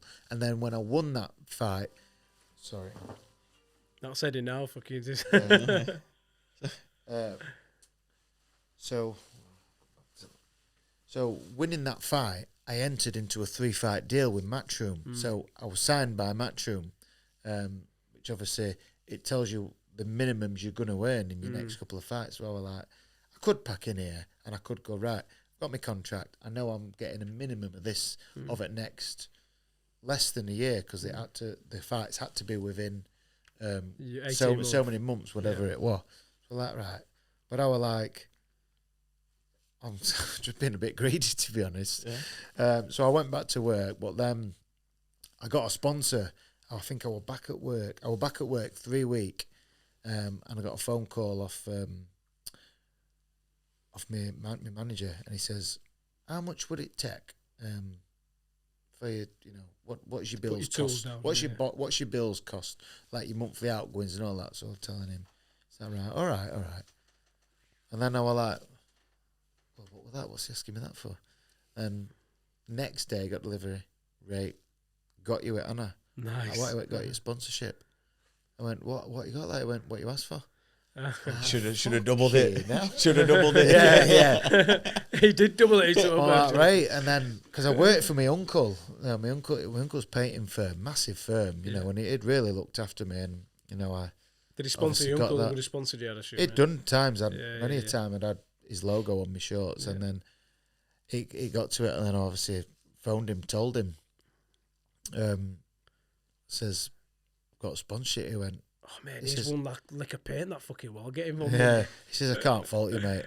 And I said, look, how long notice you want me to do? I think it might have been a Wednesday or a Thursday. He said, I just finished week off. I'm like, right. And then I had that realisation, fuck me. I'm not going to have to come to the site and, what I've done since leaving school. This is mental, this like. Yeah. And it was strange because my last day was my missus's last day that she'd broke up for maternity she had a planned C-section. Yeah. So it was her last day to have our second baby, like, so it was mad, like, you know, we'd both finished on that day, and then, and then obviously being then a full-time pro, being world champion, and contract with Matchroom, you know, new baby just born, 2 kids, you know, everything in life. Just fell into place. Yeah, everything went well, yeah. How did you deal with the change of that then? Obviously, like, I've been in a position where I've worked evenings in rugby, I've worked all day, I've done this, and then I've stopped one of them, and I've gone, I'm still grafting, but I've got a little bit more time on my hands here. Yeah, what do I do? Was it, yeah. But it actually went the other way for me. I went a little bit downhill. I'm not saying... I know what you mean. Because it takes, your routine stopped, and when you're not like sort of chasing it, I've got to make sure I get back in time for that. And then fill that gap. When I get in, quickly do that, and then I'm out there to either go training like yourself, right? I've got to quickly nip in. I'm off to rugby. There's only so much training you can do in a day. Yeah, like, you can feel that at night, but well, like, right, what? But then you've got your kiddies that are so young out there, and they do bring different aspects of life. I mean, because we believe in, I mean, it costs us a fortune, but we send young and nursery a few times a day. My eldest is at school now, but I think the nursery obviously helps the development of kids. And, I mean, she's fucking constantly got a snotty nose, like sick to death of that, getting all bugs. But so I just had to structure day a bit, you know. When we lived round corner from here at Wakefield, I was going up at Temple Newsome quite often, going on track, and nice. Even still now that I'm off all the time, I'm like, right, what can I do? What can I do that's better? Obviously, I've started this YouTube channel. Hopefully, that might do all right. But it's just like, right, what can I do? How can I better myself? Yeah. You know, do I, tried a bit of Duolingo, learning a bit of Spanish. Yeah, nice. Oh, I started with the same thing. And I've got guitar in garage, which I ain't got out. So Josh is doing guitar as well. There's just stuff to occupy your brain. I've got get you both together, the two gringos. Numerous like brain games on my phone which I can spend time doing, and we've moved house now. We've moved to our forever house, so there's bits of DIY to always do. Because my mum never let me have a motorbike when I was a kid. I've now got 2 in my garage because I'm my own man now. I still felt like were a bit nervous telling my mum. Like, I passed my bike test. And I'm like, Mum, I've passed my bike test. And I'm waiting to get told off of her, but like, I'm a fully grown bloke here. So I just tinker with bikes in my garage, and obviously train. That is, one thing I always say to myself, right, you are still a professional athlete. So every day, make sure you just do something. If it's a rest day, it's a rest day. Rest. That's something I have to tell myself, like, actually rest, because I can sometimes get carried away thinking, it's a rest day. So if I don't train, I'll be all right. Yeah. But I'm mowing lawn, I'm chopping logs for fire. I'm doing this, I'm doing that, and I'm like, sparring tomorrow. Like, so it's like, right, if you're gonna, do little bits, but make sure you do what you need to do. Yeah, new lifestyle, to be. Which is going to keep me boxing. Either that's either train, run, or rest. And I want to fast forward. I did want to touch on the Cambosis fight, but I did watch that, and I mate, for me, and I'm not saying it because everyone said it. Like, you won it, we all know, right? Yeah. So you retain that title against Galahad, and then Cambosis came round, and he's the guy. He's the guy who beat beat the guy, didn't he? Yeah. So then you go there, you do beat him. Everyone knows that. Yeah. What are you thinking at that stage though? Like, you've gone out there and you've got your cowboy out and you're looking apart, like, and when you don't get that fucking decision, what's going through your head at that stage, mate? It was heartbreaking, like, because other than that, the 2 weeks I'd had in Oklahoma, of all places, I loved it. I really enjoyed it. And my mates who come, they were like, we've had the best week of our life here. It just really left a sour taste, but we'd complain to the IBF because it were obviously my IBO, and it was an IBF eliminator. So we'd complain to IBF, and they'd got back in touch, and obviously it was gutting losing and thingy. But IBF responded to all comments, and like all my mates had like got all that, like sent emails to IBF and tagging him social media, and it made a lot of headway with him. Yeah, it did, mate. So I got an email back from saying, look, we've took all this into consideration. We've had the fight rescored. by an independent panel of judges. It was a different outcome, and because of that, we're going to move you up the, like, normally if you lose and eliminated, they drop you down rankings. And this is, we're going to move you up the rankings into the top 5. Nice. And you're probably going to get a final eliminator off of this, like, or you're going to get ordered into a final eliminator. And I was like, right, I can cope with that. I know I'm going to get a big fight off back of it. Big mental relief as well. Yeah, so I was happy with that, and you know, they took the time then ordering the fight. We had an idea of who it was going to be. We were either going to be Pitbull Cruz, but we'd heard about him potentially moving up, which he did, and just so happens he won at weekend. He's now world champion at weight above. So, or Zepeda, you know, there were me, Cruz, and Zepeda. So we'd sort of, I know a couple of people who know Cruz's manager, and message got out, you know, what's Cruz sort of doing, and they said, oh, he's moving up, like, so we're like, right, that's him off at rankings. So if and when they're going to order it, it's going to be Zepeda. I'm like, fine, you know, it is what it is. This is world level boxing. They're all hard fights. Yeah. And then obviously my team and our teams connected just before Christmas, spoke about it. So it says, look, Christmas is coming. It's going to get ordered early January, which it did, and you know, that's where we are. So, but it took some mental getting over that Kambosos. You know, again thinking the bit that I should have pointed some anger at, which in the heat of moment you forget. Those judges literally sat at the ring at bottom rope. You know, should have done some Rey Mysterio style and straight foot ropes, because it were them who denied me. Like Loma's fighting George, that should have been me. Except my reward was to fight Zepeda. You know, although we're in Vegas, you know, there were no belt online. It wasn't a world. I can't say I fought for a world title like George is gonna. That should have been me, and then a little bit of that still hurts. But then I guess you're in this stage now, aren't you? Let's. You're in a situation now. Obviously, you had that fight with Zepeda, and we know. And it could be good for you to touch on this, actually, because when you got out to Vegas to fight him, you got deported back, didn't you? Yeah, same day, yeah. Same day. Yeah. So your team was still out there, though, were they? Yeah, they were, I remember. So we'd got landed. 2 weeks before the fight, you got out there? Yeah, like, from our experience in Oklahoma, similar time zone, there was an hour difference. So Vegas is 7 hours behind, Oklahoma was 6, but we thought, right, it's an hour. We went out 2 weeks before. That was enough time to finish the hard week's training before and do that. So yeah, that's what we planned on doing that. And then I landed 2 weeks before, was in airport an hour, and I was back on the same plane, but not sat in the front first class lounge.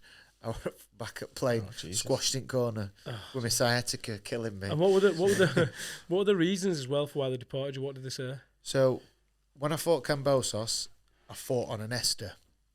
And the lawyers assured me that an Esther is fine. It's on the government websites, the government advice from America. It's saying the examples they give, they don't give boxing, but boxing fits into that group that they explain. It says athletes such as golfers, motor racing drivers, any athlete that competes for prize money and is not earning a salary is okay to come over here on an Esther and earn money, because I have to pay tax straight off my purse, 30% to IRS anyway. So I don't know why it matters. This particular Homeland Security guy, the Border Patrol, had a bee in his bonnet, didn't fully know the rules, but it doesn't matter because they can still send you home if they want, apparently. He were like, no, you need I think he said, it's either a P1 or a B1 visa.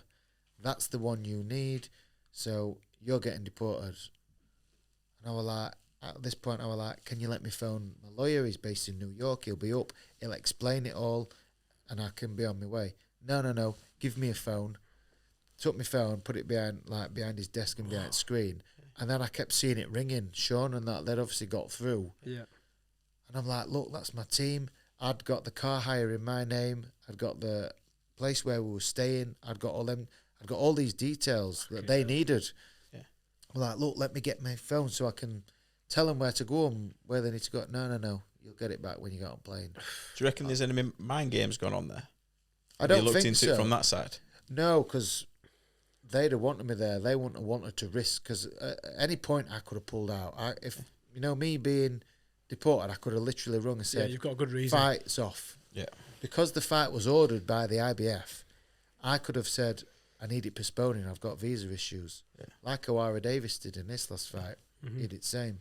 Because it's ordered, we've got to fight each other. Yeah. So the fight would have been rescheduled. But, me being so mentally strong and resilient, I suppose, I was like, I'll get through it. Yeah. I'll get through it, and it'll be what it'll be. I'll still get over there and I'll get the job done. Yeah. In hindsight, obviously, maybe should have pulled out, but I didn't. I was just mentally strong. I was like, nah, I'll be all right. Yeah, respect to you. Through this. You're not one who ever makes excuses. You never have done. But I'm going to say for you, like I'm going to pull it out. You like the reality is, Maxi, like anyone sure, like a big build up to a big fight like that, and then you've got to think time difference with flights in between, and then it ain't like you came home. And then all of a sudden, a day later, 24 hours, always sorted it, and you're back on a flight again. Yeah. How long were you in London for now? You're for a while, weren't you? With a time difference, so when the plane landed back, it was 4 o'clock Tuesday. So I flew out at tea time. So it was like 24 hours later. I flew at tea time Monday, and I arrived back tea time Tuesday. Back-to-back 10-hour flights with an hour rest in between. And at this point as well, obviously, I would go out early because from experience now we know, making weight, when you're up there on play, your body retains water, which makes it hard for your body to adjust and make weight. So I'd just done that, and I arrived back in Tuesday tea time, and I was like, right, what's the front lawyers and that, like what's happening? Right, just stay by here. I know you want to go home, but stay in London, get yourself a hotel. We're working on it. We're going to try and get you into embassy, get your appointments, so get your visa, and we'll get you straight back. Like, right, sound. The next day, because by this time I had to get taxi to get into airport. I had something to eat, trained, got in normal fitness gym there, so I was like, right, still got to train, still got to eat well, all that. Next day, Wednesday, I was like, right, any updates? No. I was like, right. And you're on your own at this point, right? Yeah, I did. I just wanted to go home. All I wanted to do was go home, shut door on world, and go back at home. So what's keeping you mentally strong in that time then? Just again, I was like, every time I was getting a bit like, I want to go home. It was just like, nah, you've put loads into training. You're still going to beat him. Still going to beat this kid. So that's what kept me going. Kept training. Then, I was there till Thursday afternoon in London, and then they were like, right, get your stuff, get to airport. You're going to Belfast. Got you an emergency appointment Friday morning, first thing. Right, sound.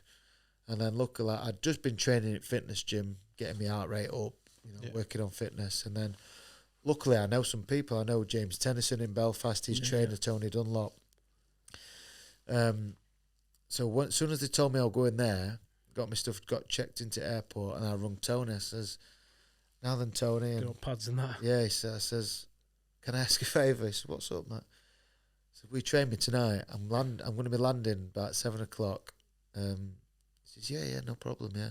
Come, he says, give us a ring when you've checked into your hotel and you're ready to go.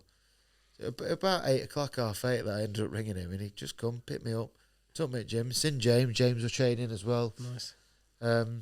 Did a session, and obviously I says, I might not see you now, Tony. I know I'm hoping to get me past my visa tomorrow and be on a plane Friday night out to Vegas. Is that right? Yeah, no problem, yeah. Had my interview the next morning, went very well. The guy says, look, we can see how urgent this is. We're going to give you your visa. Obviously, he said, just give us a couple of hours, because I think what they basically do is print a sticker and stick it in your passport. Yeah. So that's your visa, that's your P1 or V1. Yeah. So I'm like, right, so I'll come out of there buzzing. Yes, I'll be going. Told lawyers and that, right, get ready. As soon as I've got that passport in my hand, I'll be making my way down to Dublin, 2-hour drive, and then we'll be on next available flight to Vegas. I'll be in Vegas for a weekend. Told everyone's in good spirits. Right, yeah, just a little blip, couple of days down. Right, sound. And then the embassy closes at 4:30, and it's a Friday. Yeah.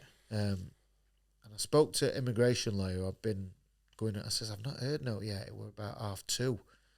I've not heard no yet. He went. He says maybe make your way up there and just wait around there. Maybe let the security guard know so you can let them know that you're here. You're in vicinity. You're waiting. I'm like, right, all right. So I got up there for 3. Let them know. I got in, talked to security because I couldn't get back into embassy. Yeah. Security gate. And they were asking about it, and I got talking to them, and they were like, oh, hopefully you get it. You know, we'll be tuning in to watch it next week and that. So they were like rooting for me.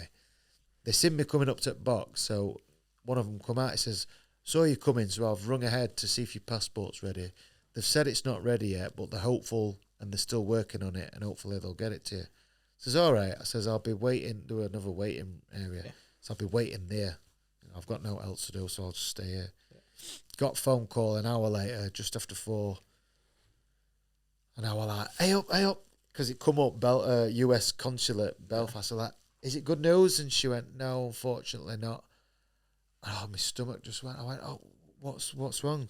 She says, oh, we've been trying all day. The printing machine has been playing up. It's not working properly. Jesus can't Christ. print your thingy today. Okay, now. And I cry. I was crying. Yeah. And I was pleading with him. I said, please, can you stay overtime? I'll pay you myself. Just please stay and keep it fixed. And then she was the receptionist. She put the consulate, the American up phone. He says, look, I know it's urgent. What time is your flight Monday? I said, I ain't got a flight. I'm hoping to fly tomorrow or tonight. He went, it's not going to be possible. He says, when do your flight commitments start next week? I says, Tuesday.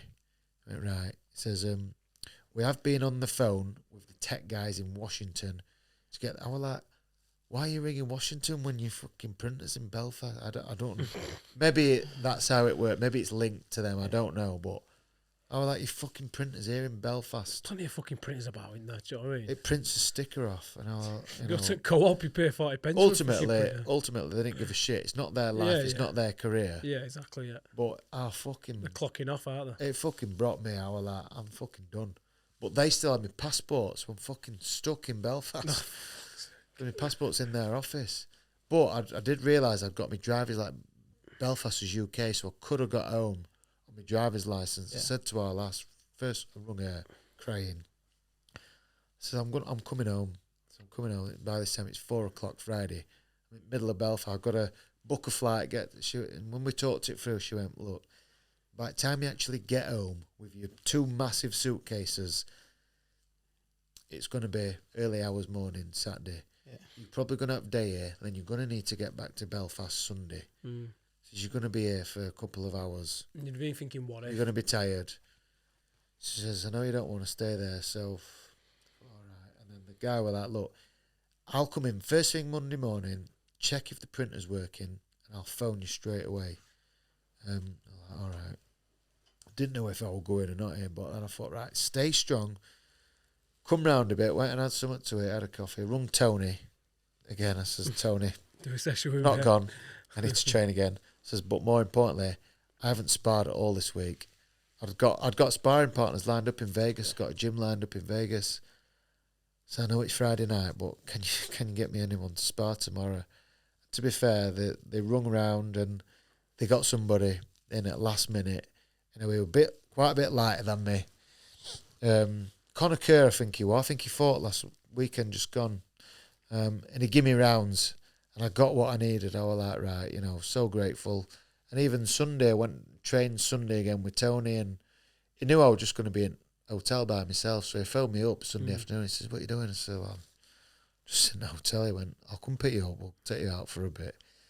And that saved me that. Yeah. If it weren't for Tony and that in Belfast helping me out, I'd have mentally caved, I think. Yeah. They got me through it, and then obviously we got the visa. First thing, that guy, I turned up. I didn't rely on him phoning me first thing. I turned up there at 8:00. I says, remember me? I need my passport. And again, they were like, we'll try and get it done for you. And I was like, oh, here we fucking go again. I says, well, I'll be waiting. And then about 20 minutes later, they phoned me and says, right, go to gate office, your passport's there. 20 minutes? Yeah, sprinted back to hotel because you're not allowed your suitcases there. taxi got there in an hour and 45. He was booting it, this guy. Like, I was a bit nervous on motorway, but got there, and then lawyers phoned me and says, look, when you get to airport, get a move on, because your plane leaves in an hour. All that, right? But then they says, we're happy for you to cross there. In Dublin Airport, there's a US border. Yeah. So technically, if you get through that passport control in Dublin, I'm on American soil. So my passport check has been done in Dublin. I went through that, and straight away he looked at my passport, scanned it, and the guy went, come with me, sir. Took me into a back room, just exactly the same room in Dublin Airport as it were in America. I was like, not again, for fuck's sake. And they called me up and says, I can see here that you were deported Monday a week ago. Obviously, we're all on system that they'd just approved my visa. Yeah. Just quickly, I think he just wanted me to explain it. He went, yeah. He says, tell your lawyers, whoever they are, that is extremely fast work. I've never seen it somebody get a visa that quick. Right. I went, right. And then he went, good luck. I'd have been on fucking Google, get your face on fucking Maxi Hughes. Look at this. And we used this top lawyer, William Diaz, who was an American. He works for a company called Fragama, who's the top immigration lawyer, I think, in world. So it must have cost the promoters a fortune. Lawyers, they bill by phone call, don't they? Yeah. How freaking ringing this? William, what about this, mate? What about that? He's on the other side going, keep ringing me, Max. Bill it to Oscar, give it to Oscar. William did say, he says, in all my years' experience as an immigration lawyer, the only person I've known to get a visa in the same day is, I forgot who it was, but he says was somebody from the winning World Cup team. I'm like, right, that's who they give him out to, is it? Yeah. But yeah, I got there. And how many days out were you from the fight? When I got there, Tuesday? Like 4.5, 5 days. I got in Vegas Monday at midnight. And I kept telling myself I'm all good. I woke up Tuesday, got picked up by Golden Boy Promotions, and right, Maxi, because they sent me an email with my fight week schedule, and it didn't start till press conference Thursday. Excuse me. So right, I've got 2 days rest here. Catch up on my sleep, but he went, I need you in reception at 8:30 in the morning. I went, why? He went, Nevada State need you to have a brain scan, eye test, doctor's medical. Okay. I mean, I were up at 3 anyway because of jet lag and time difference, so I were awake. But ultimately, again, I don't want to make excuses, but I should have postponed it. I think us just listening to you would agree. Yeah, I'd say your body. I've got a couple of clients, a couple of friends that have been fighters, one pro boxer, one pro MMA. We had him on podcast a couple of weeks ago. Yeah. And I've always tapped into him a little bit. It's like, is there any fear before a fight? And like, how do you ever go into a fight knowing that you're gonna win? And he was always like, I know I'm going into a fight and I'm gonna win when I've had the best camp possible. Yeah. If I know, if I've put everything into my camp, if I've put everything into my training, I know I'm fucking winning. There's anything like that. Other than them last 2 weeks, the training, it were one of the best ones I'd had. Yeah. Everything went smooth, no niggles and no. But I just put it to the back of my mind. In my mind, I was like, he can't put me through what I've just been through. Yeah. That's gonna be harder than this fight. That's what got me through. I was just like, put any negatives, I got rid of them all. But fair play to him. He hit me in body, and it's at me. He took my biggest asset away from me, which is my footwork. We planned, the first round went perfect to plan. I think I won first round. That's how we planned to box him. But second round, I was just knackered. And then, not taking the credit away from him, he caught me in body early as well, which is obviously his game plan to take my legs from me. Yeah. He could execute his, and I couldn't execute mine. So, I hold my hands up. Fair play to him, respect. Hopefully he goes on and does that to everybody and wins world titles, then I can go. Yeah. I want 100% anyway. So you reckon a lot of it more mental fatigue rather than physical? Because I know I've heard you speak about it in the past with other people about, I know you've done your visualization stuff. The mental resilience in sport is half the battle. When it might have been actually Federer that said it. Everybody can be strong. Everybody can have skill. Yeah. But to be the best, you've got to have that mental resilience. Do you reckon? Yeah. And I always think that. In my mind, for that fight, I kept telling lads, my trainer Sean wanted it. He was trying to advise me to get it postponed, but I was like, nah, I'm going to be all right, mate. Don't worry. said, as long as my head's all right, my body will do what it's told. Yeah. You know, like, as long as my head's strong, my body will follow. But looking back and thinking back now, it's a lot of my body did, my mind wanted to do it, but after what I'd put my body through, it just didn't respond. And your body would just respond to the fact that you're probably battling with your mind and saying, no, I can do it, I'm going to do it. You're back and forth, and that mentally, physically, I did nearly break down when I got to Vegas on that. I phoned my wife, obviously I've not told anyone, but it was too overwhelming. I've never been Vegas. I didn't realise how big and bright it was. Yeah. And the hotels, it's not like going into a normal hotel where reception's nice and quiet, bit of background music on, you greeted, hey sir, you wanted to check in. It was fucking rammed. Yeah, it's experiencing it. Thousands of people, because the old casinos are all on ground floor, aren't they?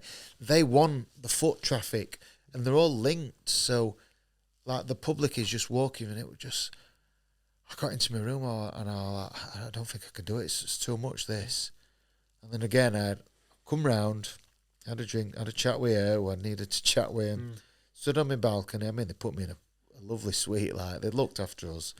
On that balcony, looking at it, and I was like, no, this is where you belong. This, look at MGM Robert Road. I was like, you've earned this. Just going to say, you've earned the right to be. You haven't been handpicked and selected here. You've earned it. So enjoy it.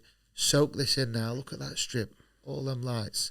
I've made it here. I'm here now. I've got a job to do. And that's that. And that's what got me through.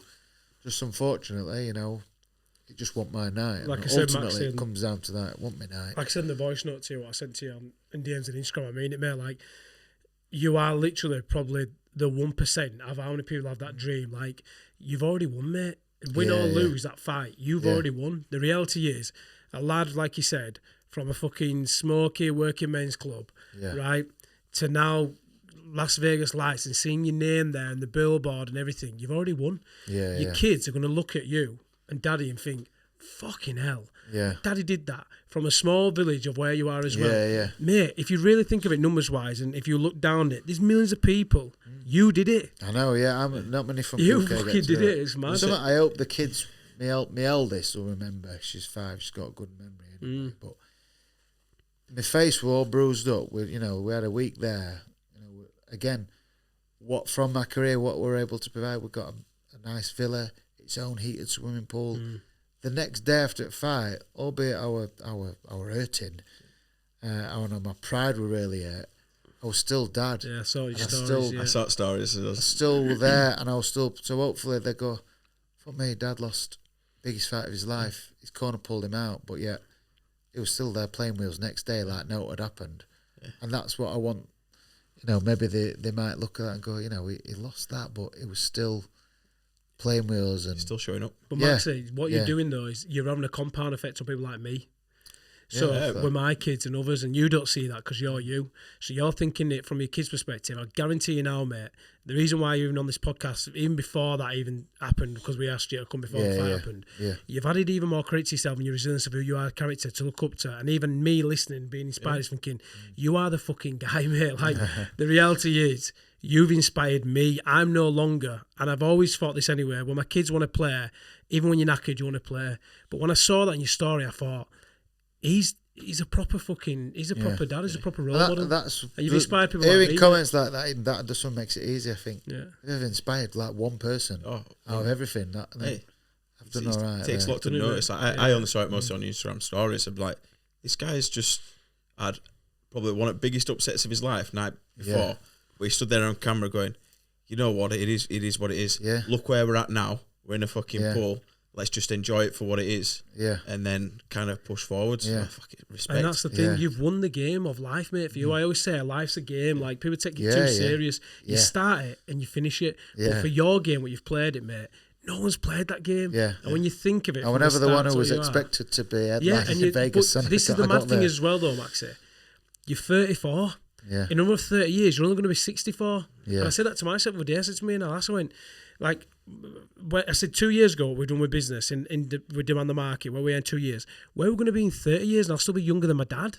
And then I think it's just, all this is just part of a story and chapter that the reality is what you've done is what probably many people are never going to be able to achieve and do again, mate. Yeah. And you can go in your fucking grave in your deathbed and your kids can look back at that and when they look through a photo book and more phones now and think, he was my fucking dad, mate. It's crazy what you've done. Honestly, all respect to you, buddy. You said at the start, like, I think you said, hopefully you don't think I'm great. But if you take it back to someone, probably even my age or whatever, or when you were younger, when you were 10, 11, 12, 13, 14, 15, getting into boxing, if you saw a boxer that had fought at Headingley, on 10,000, fought in Vegas, would you think that person were great? Exactly, it's... You would, again, I'm too humble on myself. Like I've done nothing wrong with that. Yeah, I've done great things, and journey's not over. I've still got another. That's what I was just going to say. Wrap this up. What's next for you? I've got a good run in me. I think the week there after definitely helped. Yeah. Obviously, I did my posts on socials just to keep up thingy, but I think because mentally I know I wasn't my 100%. Yeah. That's like, I know I've got more in me. He didn't punch the full fight out of me. I've still got fight left in me. I spoke to my promoters after, I think, I've got another run in me and I know it. I feel all right. I've already been back running and training. I've got a London Marathon to train for 3 weeks. Or is it 3 weeks? It's 2 week. 21st of April, so not long. But I want to get cracking. I'm chomping at bit now. Like, my mindset's strong, my mind's, obviously it'd be pride hurts, but physically I've got over to go. That, so I'm like, let's go. Just still plenty of fighting. A little setback. Yeah, it's a setback. Yeah, I'm not going to sit around and cry about it. That's not going to move me forward. No one's going to come and wave a wand and save me and go, oh, you did so well, there you go. Yeah. I've got to go and get it. No, you're get after Hughes, it. Mate. That's who you are. Back to the grind. That's it. Get after it. What got me there in first place?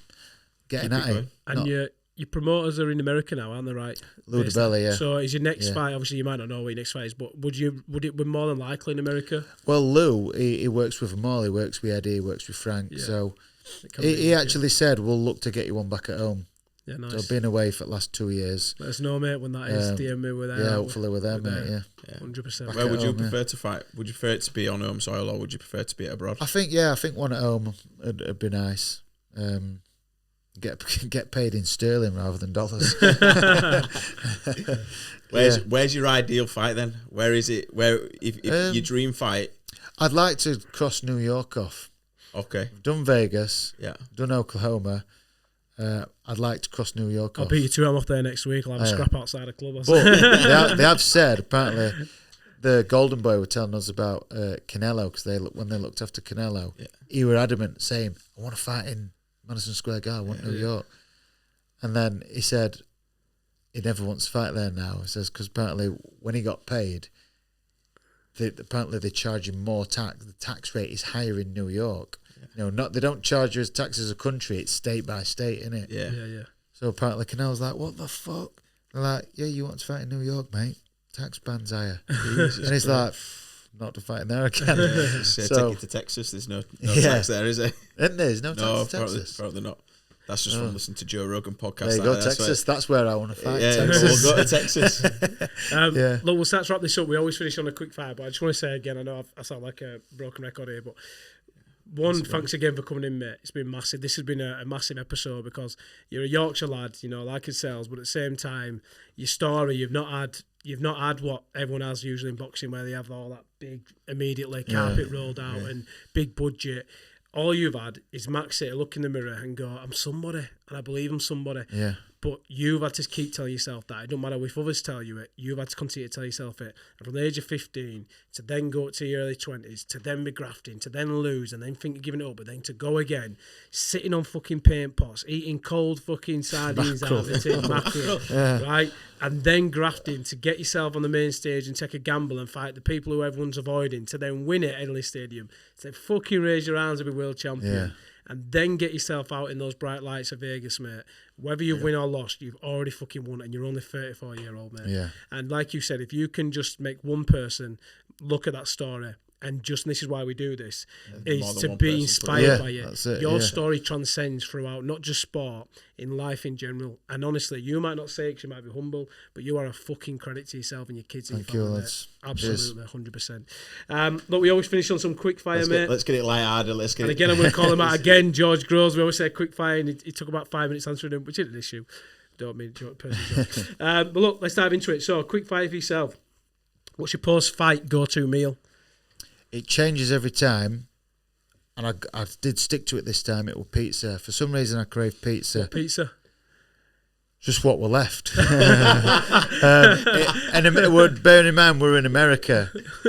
I couldn't stomach a full pizza, so I had a slice, which obviously was an American slice like that.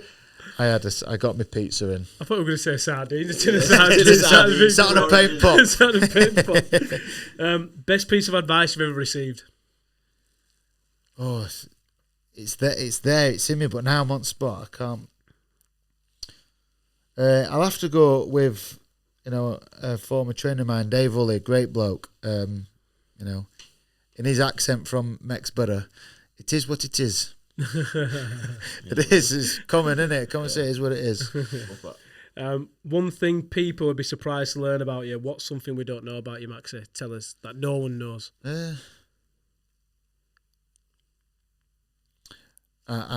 People might know it, they might not, but I'm a natural introvert, mate. My mum was pulled in the early doors of school and told, something wrong with your lad. He won't interact with anyone. He's too quiet. He won't speak to anyone. I'm like, now look at me. I won't shut up. Yeah. You was just trying to wrap it up. Well, is that you out your comfort zone then? Or a bit, yeah. Obviously, being a boxer, being a pro boxer, as long as I have, I've been by winning fights. You get interviewed, so you've got to learn to do it, and I've learned. But naturally, I am quiet. Yeah, it's natural shy kid. It's a tough thing. I touch on that. Probably one reason why me and Paul get on so well and good friends. He'll walk in a room and I want every twat in the room to know he's fucking there. Whereas I'll walk in the background and blend into background. I'll blend into background and just make. I'll pick up on every little thing of it. Not for a bad reason though. I mean, I won't walk around. You know what I mean? It's not right knobhead, don't I? Walks in with his own mic and this guy. PA system up and him. 3 guests dead or alive you're inviting to your dinner table. Who are you inviting? 3 guests. One of them Arnold Schwarzenegger. Nice. I like him. Floyd Mayweather. This could change daily, by the way. It's all right. Meals in 10 minutes. We've got it lined up.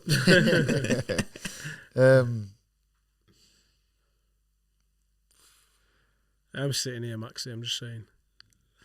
Probably Stallone as well. I'll bring drinks. Probably Stallone. Stallone. Nice. I like that. What's your guilty pleasure song or artist that you're secretly jamming out to when you get your little guitar out? Lisa Stansfield, All Around the World. Nice. Yeah. One that stuck with me. It stuck with me. I first heard it as a kid and it stuck with me. That. Nice. I've never done karaoke, but if I ever did, it'd be that. Nice. We've got a mic. Well, we're just going to say bonus content. We'll get you lined up. Every episode karaoke. If you could trade lives with any fictional character for a day, who would it be and why? Jack Reacher. All right. But this new series is better. Like Tom Cruise is not Jack Reacher. I think I've read about 11 of the books before I've ever watched. The description of Jack Reacher is this new guy in the thing, not Tom Cruise. Tom Cruise is smaller than me, man. So yeah, I'd love to be Jack Reacher. And finally, we always end on this question, Max said, to wrap it up. Tell our viewers, tell our listeners, what advice would you give them in life, in business, in whatever it is they're trying to achieve? What advice would you give them to allow them to find their own inner greatness? Look in the mirror of accountability. Whatever it is you want to do or want to achieve, don't keep going till you get it, because it's there. If you want something bad enough, you'll do what it takes to get there. Mega. Maxi, perfect. Perfect. Mega, thank you for that, buddy. Appreciate that. Cheers, lads. Mega. Mike's down. Look at that.